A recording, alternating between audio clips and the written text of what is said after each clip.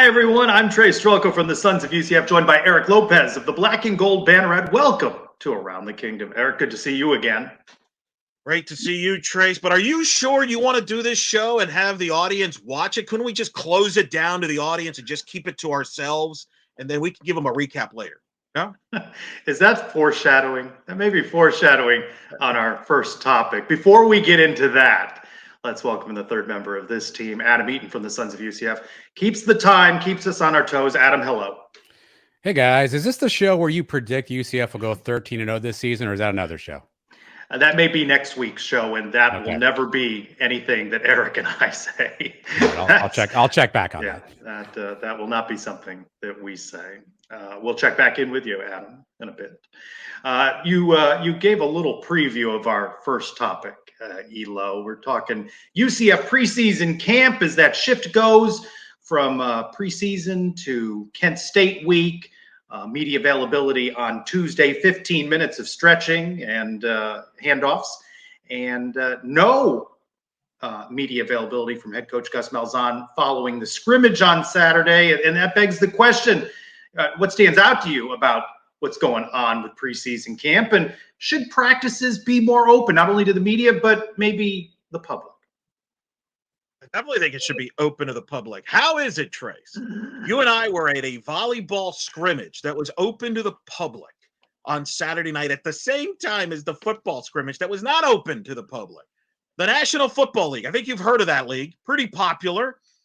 Once, every game's decided by one score, it seems like. They have no problems doing open practice. Heck, they get two teams together, like the Jets in Carolina. Do a joint practice together. Other NFL teams do joint practice in front of an audience. Yet, Trace, college football everywhere does not open any practice or any scrimmages, or if it is, it's very limited. And I'm just baffled by that. I am baffled by that, Trace. It's just, to me, head scratching that we've allowed college football across the country to manipulate what access, basically. Remember those days with George O'Leary when you could bring your own lawn chair? They didn't want you to have cameras out or phones, but you could watch practice. I don't know. This is a big college football thing, but more open in other parts of the state, right? Florida State with more media access and availability. It's really a head coach Gus Malzahn thing. He just wants to limit the access. The other part of this, not only was he not available following the scrimmage on Saturday, but the Tuesday availability with offensive coordinator Darren Hinshaw was canceled. And then media was told there will be no Thursday availability with Addison Williams. So no media availabilities for this week. Next week, of course, is Kent State week, and perhaps we'll have Coach Malzahn to preview that. Got to look ahead to Kent State. You got to look ahead on to Kent State. Week 1, got to go 1-0. Maybe that's the locked-in focus. You mentioned the media access. Florida State allows the media to watch practice, but they can't report on it publicly. How do you feel about that? Is that something you would be comfortable doing, being at a practice, but not really commenting publicly what you see at practice, but yet you get that view? What do you think of that approach that Mike Norvell has had at Florida State? You think that would be something that could work? I would prefer that to the experience now. I could live with that. And, the challenge for me, obviously, as an alum and someone who has been involved in media is that tug of war, right? As a media person, representing the Sons of UCF, I want to know something. I want the information. I want to break the news. I want to get the quotes, ask the questions. But as an alum, as a fan, that part of me kind of likes what Gus does, keeps everybody out. So tug of war, right? You can always find out what's going on anyway from a donor that's posting on message boards anyway. So, whether that will impact the success of UCF on the field remains to be seen. As Trace, you mentioned, UCF will open the season a week from this Thursday, coming up against Kent State at home. Lots of opinions on how this season will turn out, Trace. So the question here I have for you is, UCF football is a success if blank. Fill in the blank. Several opportunities for fill in the blank here. The first one that I will share with you, we can bounce back and forth, is if John Rice Plumlee makes that jump that everybody has been talking about. You've heard that the difference between what he was last season and this season is night and day.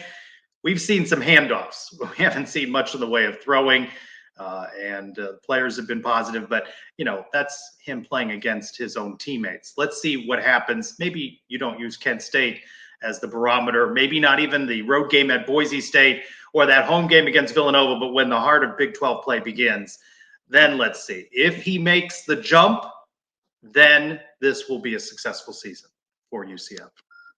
I will say and agree with you, but I'll go in a different direction. UCF football is a success if they go win 7 or more games, go to a bowl game in Orlando. If Trylko is eating some Pop-Tarts at Camping World Stadium for UCF bowl game, this football is this success in 2023. I think that's the goal. I don't think they can go any lower than that. I think from an on-the-field standpoint, UCF football is a success if the defense makes plays, because that's going to be a key in conference. The big, hoopla is nobody can play defense. Can this UCF defensive line put pressure on teams and have great success? If they do, I think UCF football will have success. Well, I know people like UCF Mike of the Sons of UCF want to twist a little bit the wording here, in which I have said, others have said, making a bowl, but that means getting to 6-6. It doesn't mean I'm satisfied with 6-6, but if the team is 6-6 and is qualified for a bowl, then I think that will be a barometer of success. Key to that, you mentioned as one of your successes is going to a bowl game, is protecting the home turf. Under Gus Malzahn and traditionally the team, there will be some struggles on the road. They must protect home. They've got the home opener with Kent State. They've got Villanova. And then it's an interesting slate, right? Baylor, Oklahoma State, West Virginia, Houston. You see wins on that. But you also see moments where they could drop some games, which makes that getting to 6 or 7 wins harder if they struggle on the road. So for me, another key to success is serving well at home. If they do that, then I think this will be a successful season. Well, and with the crowds, the way it's going to be, you're right. They need to be successful at home. And then we'll use the tennis term, break serve on the road. I think the Boise State game, if you win the Boise State game, I think this season will be headed towards a successful year. I don't know if you agree with me on this. If you lose the Boise State game, I feel like you're playing catch-up the rest of the way because you're going to have to steal an extra road game probably in conference. I think there are winnable games on the road for this team, but they got to prove it. They haven't proven it. We'll see what happens there. But if they can win that Boise game, that'll set the tone, I think, for a successful year.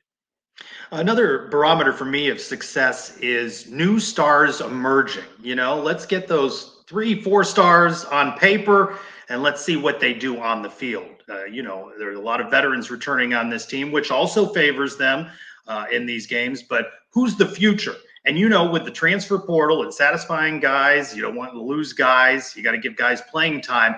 Which guys step up, make an impact? Maybe it's a second-year guy. Maybe it's a freshman, but certainly guys in the transfer portal. Not everybody's going to pan out, but new guys emerging, new stars, I think will be a key to success for the coming season. So looks like we have identified some successes, Elo. Of course, there is a flip side to that. 2023 is a nightmare.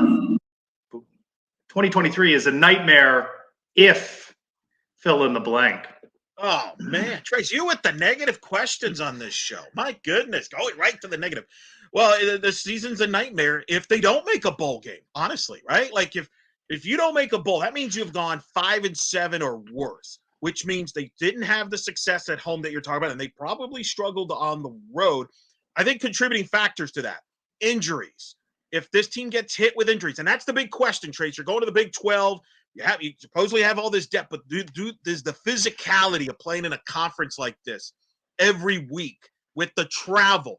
Does it take its toll on physicality? If we're having a long list of injuries, or like if you're pointing out on social media, if I'm seeing you on social media reporting and other UCF media people saying, well, so-and-so is out, I don't see this person dressed out there in the warm-ups and everything, then it's going to be a nightmare of a season. I think health is a factor. Yeah, I agree with you on that. The flip side of it's going to be a success if JRP makes that jump. JRP centered again. If he doesn't make that jump, if he turns the ball over, and keying in what you just said about injuries, if he gets hurt. Now, last year he got hurt. Mikey Keene came in and subbed. We don't know what we're getting with Timmy McClain, though no official number 2 quarterback has been announced, no depth chart announced yet.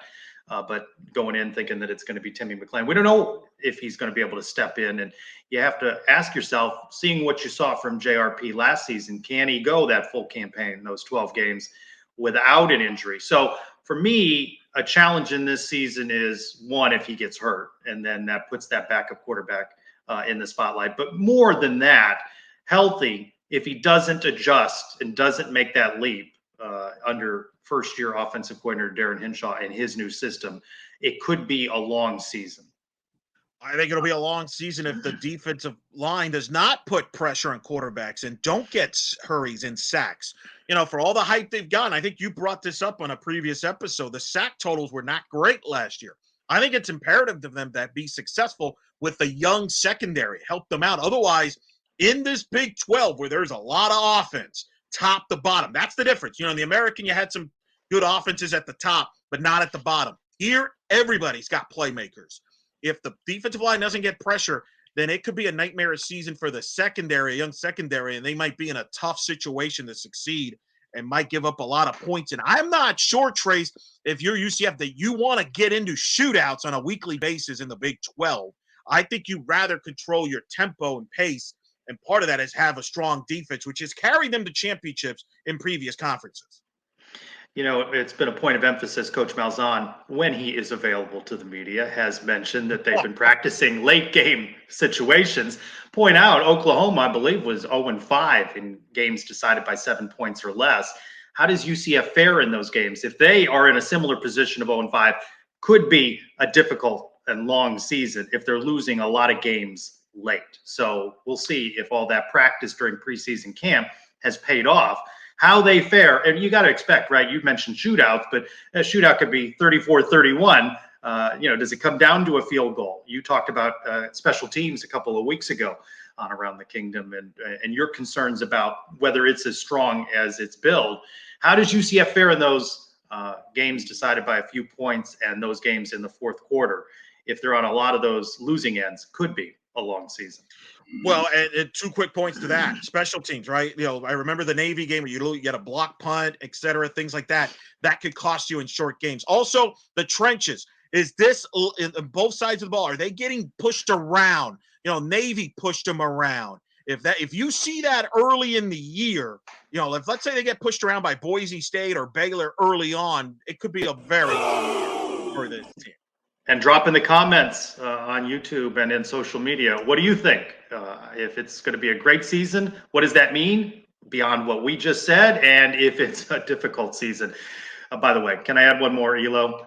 Sure. You lose to Villanova, and it's going to feel like Furman in 2015. Come on. What are we doing? I'm not putting it into the what are you doing? reality. Did you hear the boom? You heard the boom. We're going past the boom. No wonder Gus doesn't want to talk to you. You're so negative. All right.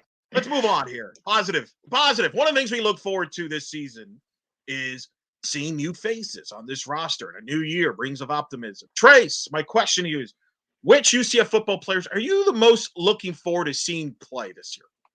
Well, not necessarily a new guy. I like watching RJ Harvey run the ball. So for me, I want to see what he does this season. Third leading rusher on this team a year ago, nearly 800 yards. Could he be a 1,000-yard guy? And I like watching him play. So RJ Harvey for me is definitely one. I like the RJ Harvey. You stole that my thunder on that one. So I'm going to go in a different direction. I'm going to go with a group, the secondary. We have such rich history in the secondary. We've talked about how young it is and some of the questions there.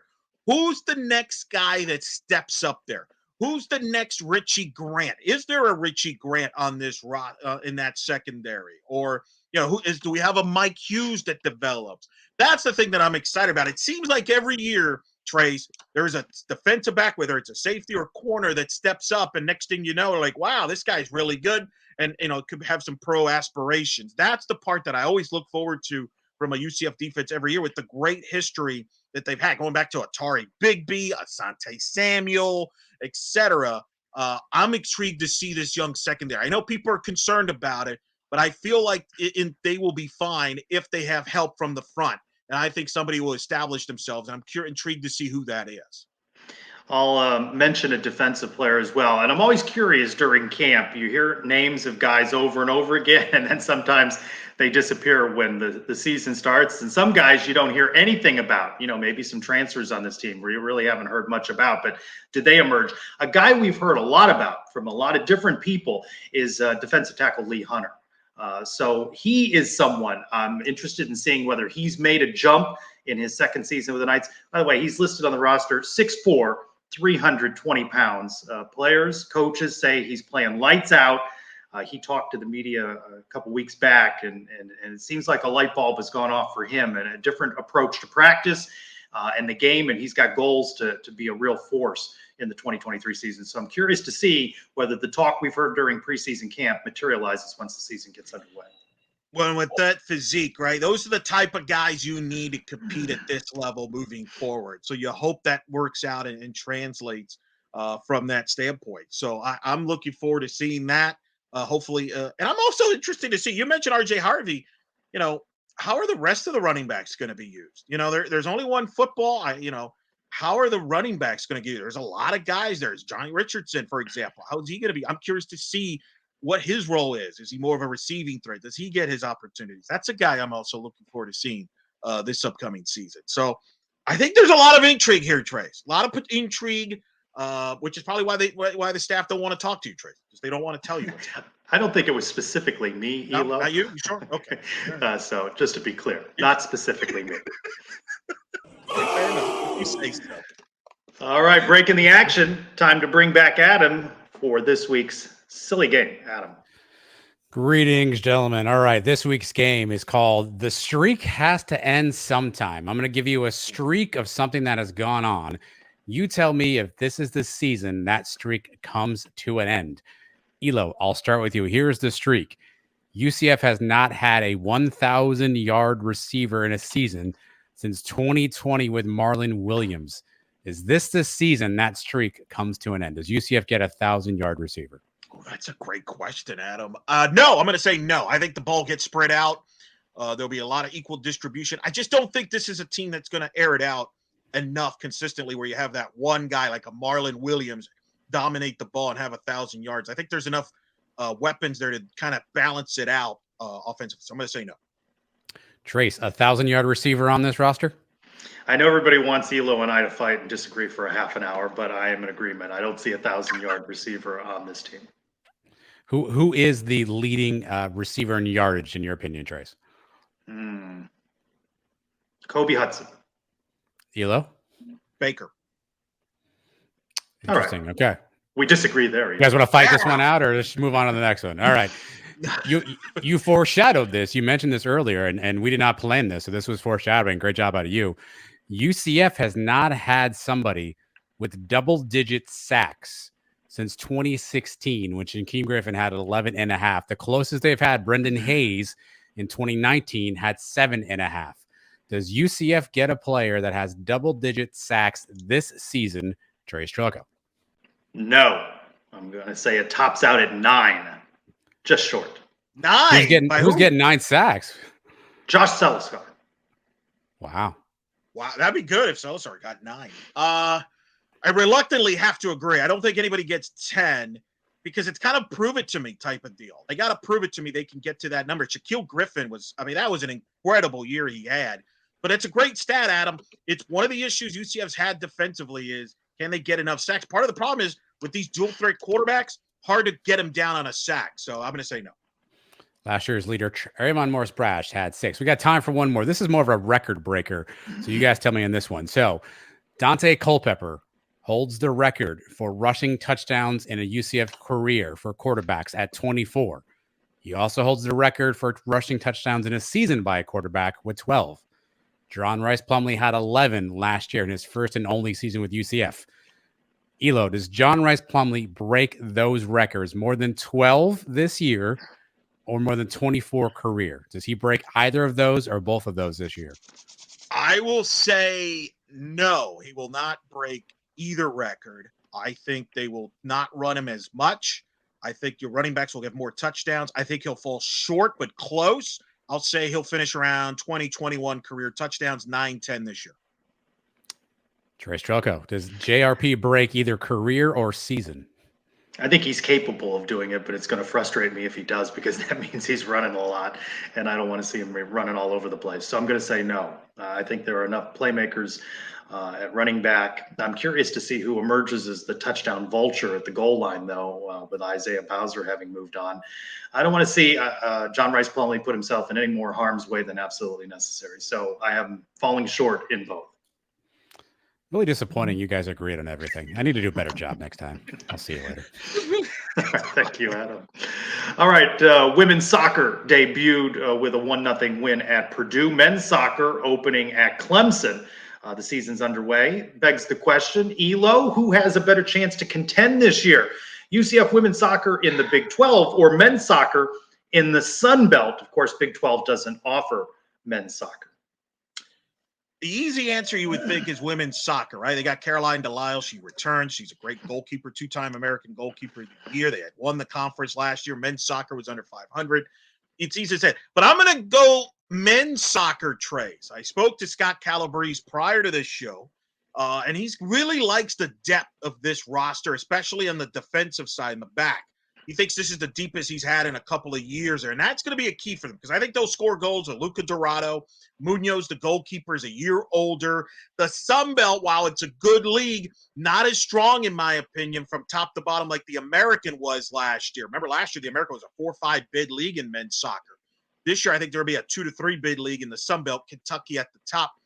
I think with a deeper team, a little luck health-wise, I think men's soccer can actually finish near the top of the Sun Belt, whereas women's soccer in the Big 12, I think there's a lot of hurdles there they got to go through from a road standpoint at BYU to home games against Texas. Maybe too many hurdles. I'm going men's soccer.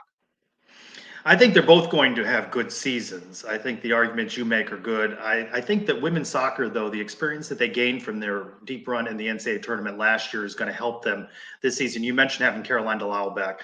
I think that's key for them. I think this is a team with Tiffany Roberts-Sadek that is always scheduled tough.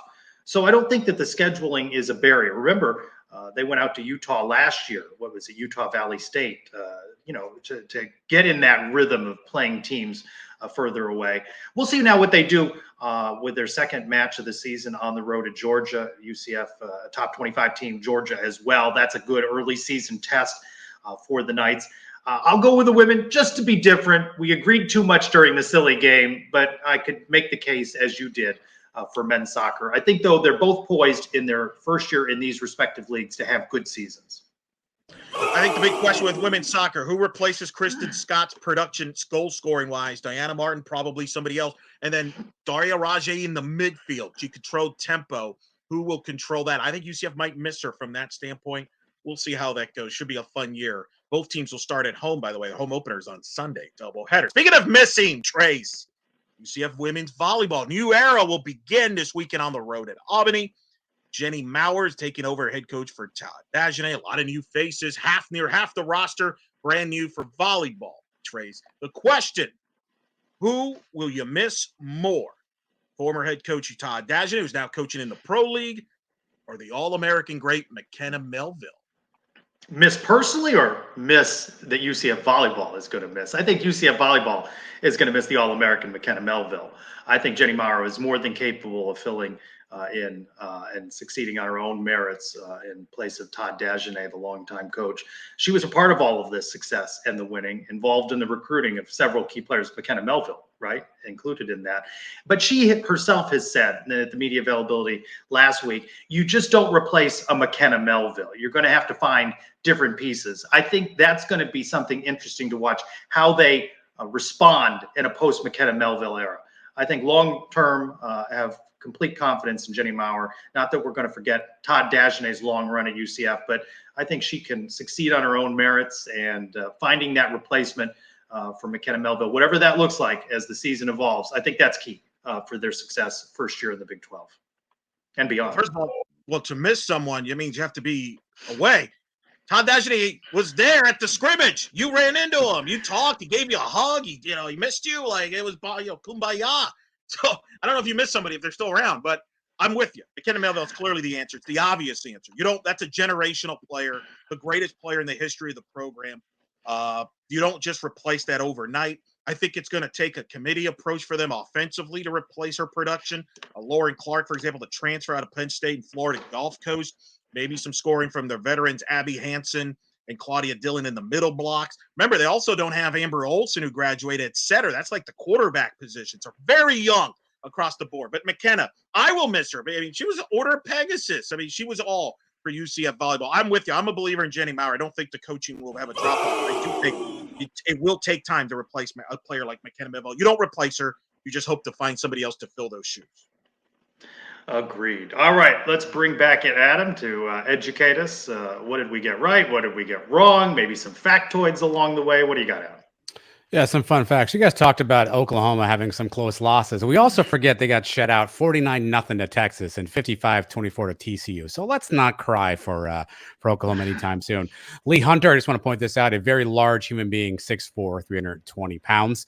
You mentioned the soccer programs. The men's program finished fourth in the preseason poll for the Sun Belt Conference. Big 12 women's poll, UCF finished sixth, so men's a little higher there.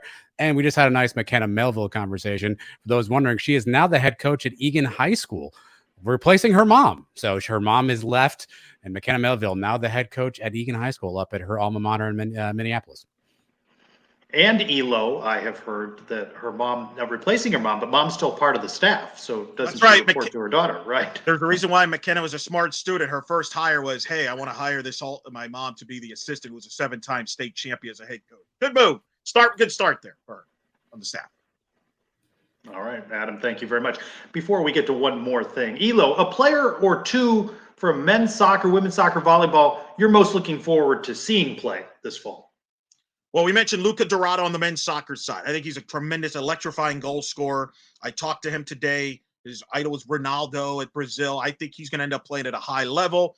I think women's soccer, Caroline Delisle, one of the great goalkeepers. Again, this great tradition that UCF women's soccer has. Those are a couple names I think to follow. And I think Abby Hansen on the volleyball side has to have a monster year at middle blocker for them to have success. I think that's three names to watch. I'll give you three names real quick as well. Goalkeeper Juan V. Munoz. I think he had a pretty good first season. He's just a sophomore. And I think Scott Calabrese likes knowing that he has him in that good counterpart there for Caroline Delisle, as you mentioned, with women's soccer. Strong goalkeepers.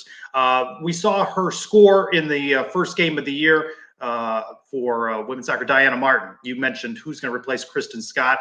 I think it'd be interesting to see just how much offensive production we get from Diana Martin. And put me down for newcomer Lauren Clark on volleyball. She was part of the media interviews from preseason.